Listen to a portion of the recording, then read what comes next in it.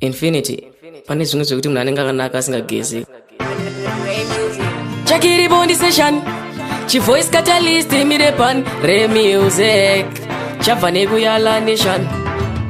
Une zvako ini ndine zvandoda asi mabhebi akanaka munhu wese anoda. Tinga chera mbeva mambaira maiziva kuchera ngoda munhu wese ipapa anoda. Bhebi ringava Slender ringava Dhunda Amanda Sandra Kimberly kugeza ndiko kwatinoda. Ukangodaro mufesi wese anotoda kwete kuwanza face powder kumhanya kupoda. Girlsy ndine zvandinoda muzvizive runako rwega sandiro rinoita tichive. Wakanaka une body une zvese une voice asi kugeza kunowedzera udiwe imi. Ndine zvandinoda muzvizive runako rwega sandiro rinoita tichive. Wakanaka une body une zvese une voice asi kugeza kunowedzera udiwe. Hanzwa vachingosasa hanzi ganda ritema kana uri muchena ukasageza tinosema yellow bone tsito bone mabvuku kana cream bone wedwe. Kugeza uku ngakusarema cause toda mabhebi ano tamba nevhati anogara ari clean kunge gown rekarati wedwe. Akusi kungowanza chati chati kugara uri clean kune kadhati.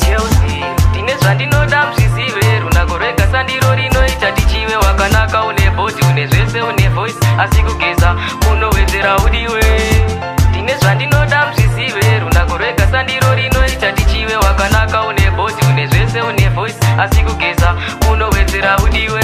Une zvako ini ndine zvandoda asi mabhebi akanaka munhu wese anoda. Tinga chera mbeva mambaira maiziva kuchera ngoda munhu wese ipapa anoda. Bhebi ringava Slender ringava Dhunda Amanda Sandra Kimberly kugeza ndiko kwatinoda. Ukangodaro mufesi wese anotoda kwete kuwanza face powder kumhanya kupoda. Girlsy ndine zvandinoda muzvizive runako rwega sandiro rinoita tichive. Wakanaka une body une zvese une voice asi kugeza kunowedzera udiwe imi. Ndine zvandinoda muzvizive runako rwega sandiro rinoita tichive. Wakanaka une body une zvese une voice asi kugeza kunowedzera udiwe.